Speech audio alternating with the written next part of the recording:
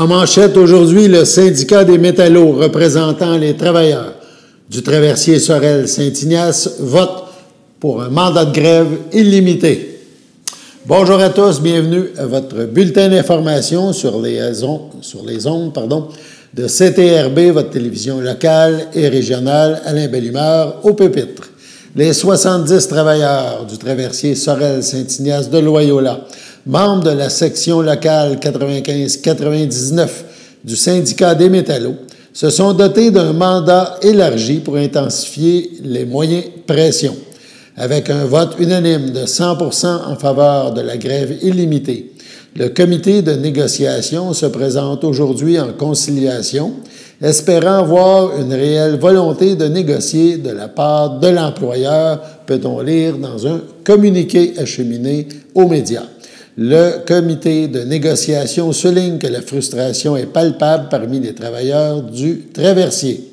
La lenteur des négociations, peut-on lire dans le communiqué, prive les salariés de milliers de dollars depuis 16 mois, période durant laquelle ceux-ci sont sans convention collective, a déclaré Alain Gendron, membre du comité de négociation des métallos du traversier. Le coût de l'essence, la nourriture et d'autres nécessités augmentent aussi pour ces travailleurs, de mentionner Evelyne Renaud, également membre du comité de négociation. Elle a ajouté, après des années de gel de salaire ou d'augmentation sous l'indice des prix à la consommation, un rattrapage salarial s'impose rapidement, d'autant plus que la clientèle a doublé ces dernières années, ce qui représente le double de travail pour les employés et le double de revenus pour la Société des traversiers du Québec, mais rien pour les salariés, a-t-elle mentionné. Les métallos appellent l'employeur à reconnaître les sacrifices et efforts des travailleurs en leur offrant des conditions de travail justes et équitables. Une solution rapide et équitable est nécessaire pour éviter une grève illimitée, peut-on lire dans le communiqué, grève qui affecterait non seulement les travailleurs, mais aussi la communauté et les usagers de ce traversier. Connaissez-vous l'INS? C'est l'Institut national du sport, un organisme voué aux athlètes de haut niveau au Québec. Daniel et moi sommes avec Jean Gosselin, le directeur des communications et du marketing pour l'INS. Jean Gosselin a accepté de nous parler à la veille des Olympiques de Paris de l'importance de l'INS dans la préparation des athlètes. C'est un premier extrait, donc on parle en premier de la mission de l'INS. Premièrement, Jean, tu vas nous parler un petit peu, c'est quoi l'INS? Ça veut dire quoi? C'est l'Institut national de sport, c'est ça exactement? C'est l'Institut national du sport du Québec. Et notre mission chez nous, c'est de fournir des services scientifiques, des services médico-sportifs, aussi des services personnels aux athlètes de haut niveau et à ceux de la prochaine génération. Ce que ça veut dire le haut niveau, c'est ceux qui sont déjà sur la scène internationale, ceux qui s'en vont ou qui se préparent pour les prochains Jeux olympiques. Et la prochaine génération, comme le dit l'expression, c'est ceux qui suivent, parce qu'on a beau travailler et bien encadrer ceux qui sont là maintenant. Si on ne prépare pas la suite, on va juste rater le cycle. Donc, notre travail, on travaille avec le haut de la pyramide sportive, c'est-à-dire ceux qui sont vraiment là sur le chemin de l'excellence, mais les travaux qu'on fait redescendent aussi rapidement plus bas, parce qu'évidemment, un conseil en nutrition ou une découverte en préparation physique, si c'est bon pour un athlète d'équipe nationale, il y a des bonnes chances que ça soit bon pour un athlète dans un club, dans une région, dans une ville. Donc, même si on se concentre sur à peu près 500 à 600 athlètes, notre travail est beaucoup plus large que ça, puisqu'on a même jusqu'à 600 entraîneurs avec qui on travaille. Donc, ça descend dans la pyramide. Tu viens de me dire scientifique dans votre description, dans votre mission. La science a beaucoup d'importance maintenant dans le sport. Tu peux pas te permettre de pas appliquer la science ou des recherches. La science a toujours été un peu là quand même, parce qu'on cherchait toujours des façons de s'améliorer, mais depuis, je dirais, probablement une quinzaine d'années, il faut être au devant de la science, parce que si on n'est pas, si on attend de voir ce que les autres font, on est déjà en retard. Donc, notre travail avec nos scientifiques chez nous, c'est de trouver maintenant comment on peut aller chercher cette fraction de pointage, ce millième de seconde, ce millimètre qui va faire une différence dans la performance de l'athlète, dans sa préparation surtout, et surtout dans sa façon de s'entraîner pour le garder en santé. Parce que ce qui est un des plus grands problèmes chez les athlètes, c'est quand les blessures surviennent. On perd l'entraînement, on rate des compétitions, et c'est important de bien comprendre comment ça se fait, comment ça se produit, pour les prévenir le mieux possible, parce que dans le fond, il n'y a rien de mieux qu'une blessure qu'on n'a pas pour assurer un bon entraînement. Et par la suite, si malheureusement il y a blessure, comment on peut y revenir rapidement? Et ça, ça passe par une multitude de champs scientifiques. On a des experts qui travaillent en réalité virtuelle avec les équipes de boxe et de water polo pour faire en sorte qu'en boxe, par exemple, on puisse faire de l'entraînement, ce qu'on appelle du sparring, donc, mais plutôt que de le faire avec un autre adversaire et donc de donner et recevoir des coups, on le fait en réalité virtuelle. Un peu comme on a dans certains jeux vidéo, mais poussé à un autre niveau. Et pour avoir vu plusieurs de ces entraînements-là, je peux vous dire que les athlètes, lorsqu'ils sortent d'un entraînement virtuel, ils sont aussi fatigués que sparring régulier. Et dans certains cas, sont vraiment pas contents après eux parce qu'ils se sont fait avoir par l'adversaire virtuel. Donc, ça aide à pouvoir mieux se préparer et ça, c'est dans une foule de secteurs, la nutrition, par exemple, évidemment, tout ce qui est le traitement physique. On a une grande spécialité en commotion cérébrale pour permettre un meilleur traitement, une meilleure compréhension pour essayer de ramener l'athlète au bon moment, parce que le danger des commotions cérébrales, c'est de revenir trop rapidement. Et ces athlètes-là, ce sont des pur sang. Donc, il faut toujours revenir plus vite. Ils veulent toujours revenir plus vite qu'ils pensent. Et avec nos spécialistes qui ont une approche multidisciplinaire, on arrive à trouver le bon moment qui fait que ce n'est pas trop tôt. Comme ça, on est sûr, parce que le danger avec une blessure, c'est que si on revient trop vite, on se blesse peut-être plus et pour plus longtemps. Alors que là, en les ramenant au bon moment, tout le monde est satisfait. Je vais te poser une question parce que tu me parles de science. Ça va jusqu'aux équipements, aux choses permises. Ça peut-tu aller jusqu'à la longueur des shorts, un exemple, de sorte de tissu. Donc, il y a plein de règlements. Il y a plein de règlements à être appliqués. Là, on parle de vélo, de choses comme ça, de pagaie.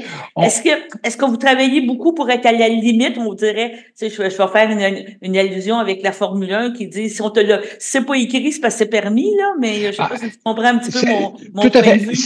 Cet aspect-là appartient davantage aux équipes nationales et aux spécialistes du sport. Nous, on n'est pas nécessairement des spécialistes d'un sport en particulier, mais on les prend, évidemment, avec le temps, on comprend mieux certains sports avec lesquels on travaille. Mais les aspects d'équipement sont beaucoup traités en fonction des attentes et des besoins et des indications des fédérations sportives. Cependant, il va arriver qu'on va faire du travail, par exemple, en patinage de vitesse, où on a travaillé sur des casques protecteurs parce qu'on s'est rendu compte que les casques étaient des dérivés des casques de vélo, qui sont de bons casques, mais qui protègent lorsqu'il y a un contact direct, lorsqu'il y a une chute directe sur la glace. Sauf qu'on s'est rendu compte avec nos recherches que les commotions cérébrales en patinage de vitesse n'étaient pas le résultat d'une chute ou d'un contact avec la glace ou avec la bande, mais étaient le résultat d'une torsion cervicale où la tête tournait. Et donc, les casques, dans ce contexte-là, ne protégeaient pas correctement. Donc, avec notre équipe de scientifiques et avec des partenaires externes, on a fait des travaux pour essayer de trouver un meilleur casque qui pouvait à la fois servir en cas de chute, en cas de contact direct et aussi lorsque il y avait une rotation trop importante. Demain, la suite de cette entrevue avec Jean Gosselin, il sera question encore plus cette fois des athlètes qui bénéficient des services de l'INS. Sur ce, allons à la pause. Votre station de télévision de Berthierville vous invite cordialement à son bingo hebdomadaire télédiffusé tous les samedis matins dès 9h30. Depuis longtemps, les fans de CTRB se divisent le joyeux montant de $600 chaque semaine à cette joute de bingo. N'oublions pas non plus le super bingo mensuel d'une cagnotte de 2000 $ que vous pourriez vous partager chaque premier samedi du mois. Un moment de fébrilité qui pourrait devenir payant pour plusieurs d'entre vous. Pour vous procurer ces fameuses cartes de jeu, les dépositaires participants sont à Berthierville, le dépanneur Formule 1, la station-service Armois sur le boulevard Gilles Villeneuve, le marché IGA Extra Famille Mont-d'Or sur la rue Gabrielle Brissette, le marché Métro Boucher sur la rue Notre-Dame et la pharmacie Proxime sur la rue Frontenac. À Saint-Ignace de Loyola, le dépanneur Proxy sur la rue de la Traverse, la boucherie Aldo sur le rang Saint-Michel. C'est donc un rendez-vous hebdomadaire chaque samedi matin à 9h30 sur les ondes de CTRV, votre télévision locale et régionale, celle-ci toujours en haute définition. Toute l'équipe de CTRV vous remercie de votre fidélité et vous souhaite bonne chance.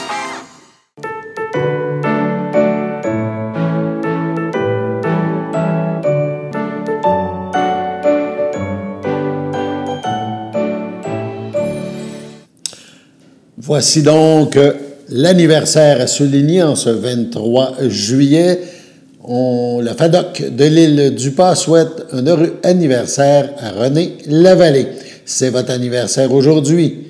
Vous, à la maison, qui nous écoutez, en ce 23 juillet, eh bien, toute l'équipe de CTRB se joint à moi et vous souhaite bonne fête.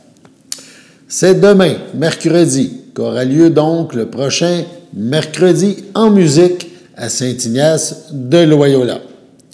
Cette fois-ci, en ce mercredi, ce sera le quatuor Claudel qui sera à l'honneur. Ce quatuor de musique classique, dont les membres sont des artistes provenant de la région de Lanaudière, est en vedette un peu partout, jouant avec des instruments de très grande qualité. On parle de Stradivarius et, pour l'alto, de Giovanni Battista. Leur musique saura vous charmer. Ce spectacle débutera à 19h. Ça se déroule tout près du fleuve, au parc Serge Giroux. Si jamais Dame Nature ne collabore pas, eh bien, ça se déroulera sous le dôme à Saint-Ignace de Loyola. Donc, si la pluie s'en mêle, le spectacle aura lieu quand même. On écoute un extrait du quatuor Claudel.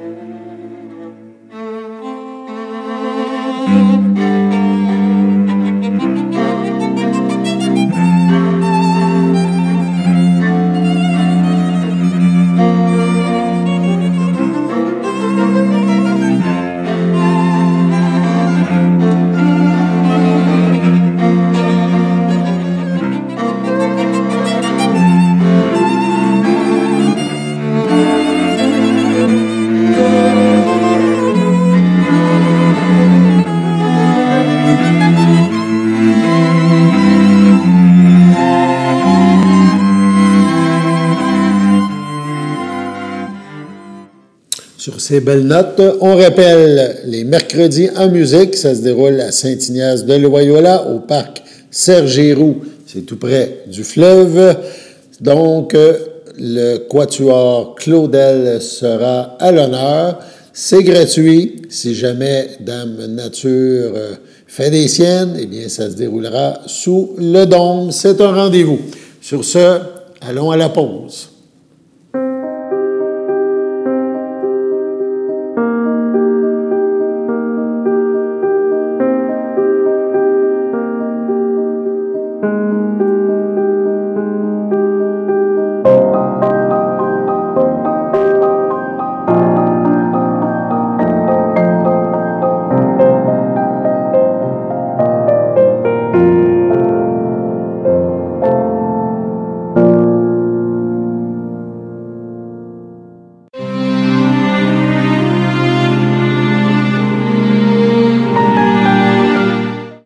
Au Centre Daisy de Saint-Gabriel-de-Brandon, le 12 juillet dernier, à 88 ans, est décédée Mme Pierrette Brancognier, épouse de feu Florian Latour, demeurant à Berthierville.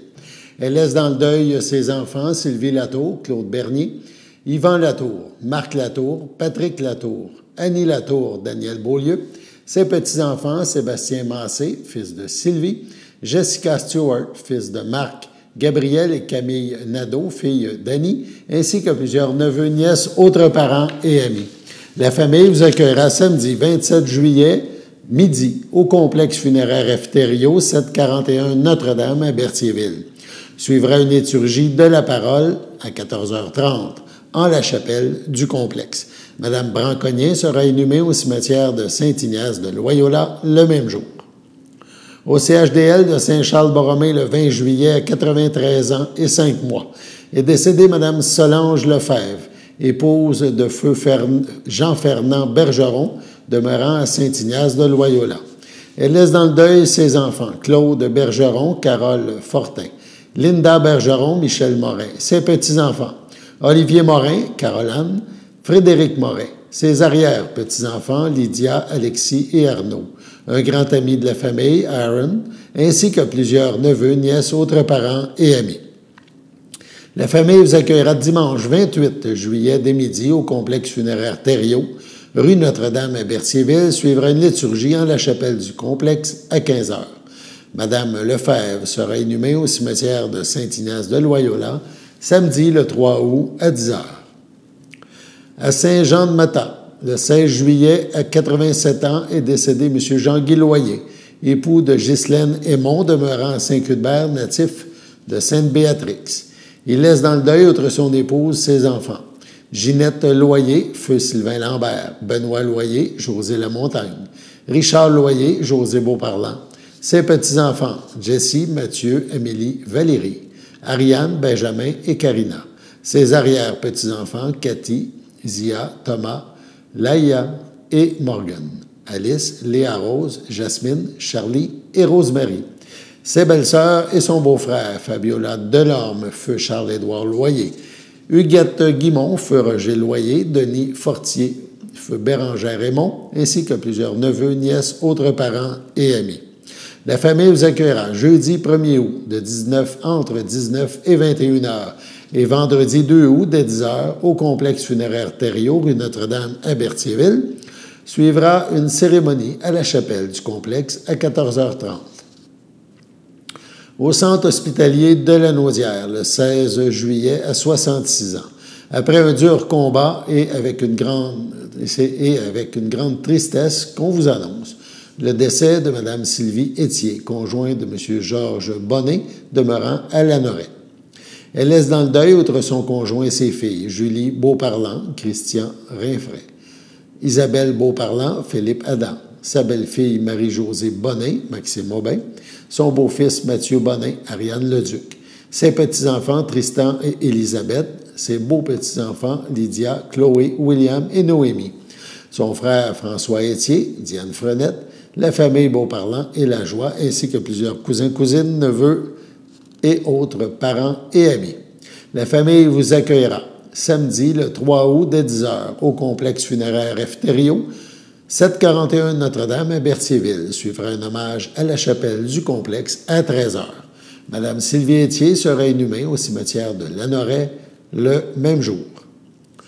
À l'hôpital de Lanaudière, le 14 juillet, à 69 ans, est décédé M. Yvon Duval, époux de France Brazeau, demeurant à Joliette. Il laisse dans le deuil, outre son épouse, sa fille Mélanie Duval, Jean-Michel Proux, ses petits-enfants, Émeric Duval et Mégane Duval, sa belle-mère, Mme Pauline Barrette, feu Maurice Brazeau, ses beaux-frères Michel Brazeau, Francine Lavallée, Gaétan Brazeau, d'Arquise Vincent, Marcel Baudouin, feu Jocelyne Brazeau, ainsi que ses neveux, nièces, autres parents et amis. La famille vous accueillera samedi 3 août dès 13h au complexe funéraire Thériault, rue Notre-Dame à Berthierville. Une liturgie aura lieu le même jour à 16h en la chapelle du complexe. Les cendres de M. Duval seront par la suite déposées au Columbarium à Berthierville.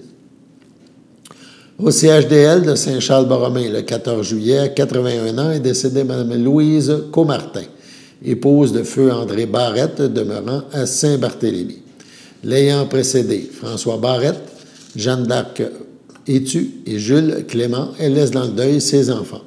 Michel Barrette, Chantal Choquette, Lynne Barrette, Benoît Chrétien, Mélanie Barrette, Yannick Bonnet, ses petits-enfants, Caroline, Sandrine, Samuel, Lauriane, Rosalie, Aurélie et Gabriel, son arrière-petite-fille Juliane, ses frères, sœurs, beaux-frères et belles-sœurs, Jean-Claude Comartin, Betty Marks, Sonia Léveillé, feu Marc Comartin, André et Martial Comartin, Suzanne Comartin, Marcel Lessard, Agathe Comartin, Michel Baudet, Ginette Hébert, feu Yves Comartin, Denise Chevalier, feu Gérard Barrette, Claire Barrette, feu Jean Destrempes, Jeannette Barrette, feu Denis Dénommé, Yvonne Barrette, ainsi que plusieurs neveux, nièces, autres parents et amis.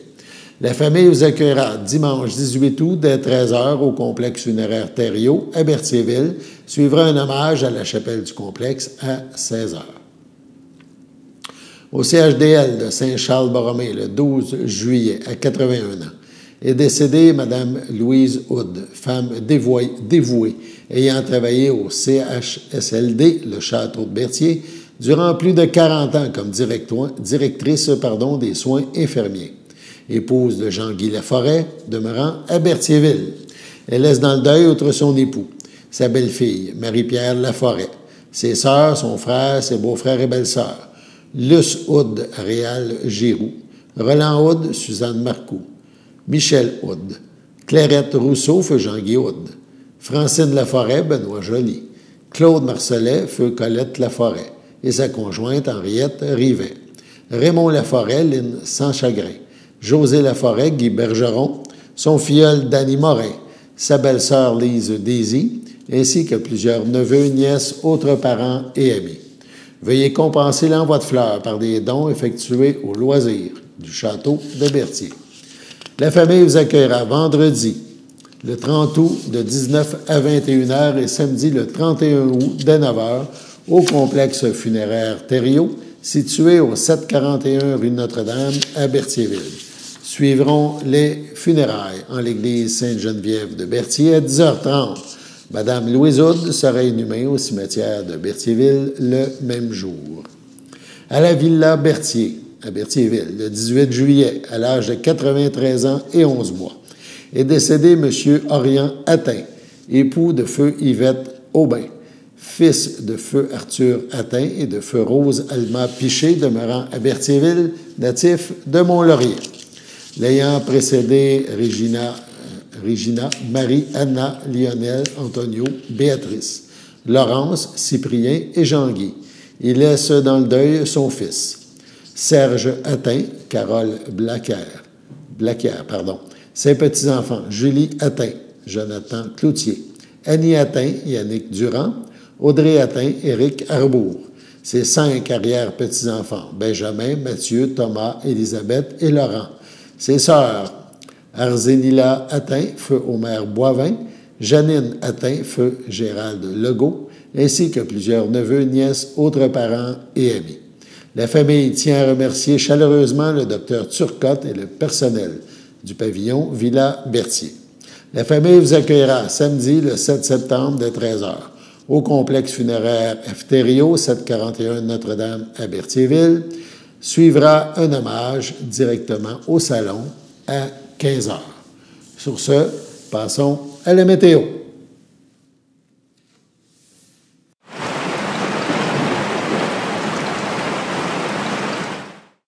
Bienvenue à votre météo avec Théo. Aujourd'hui, mardi après-midi, il fera ensoleillé avec des passages nuageux, ainsi qu'une température de 26, ainsi qu'un ressenti de 31.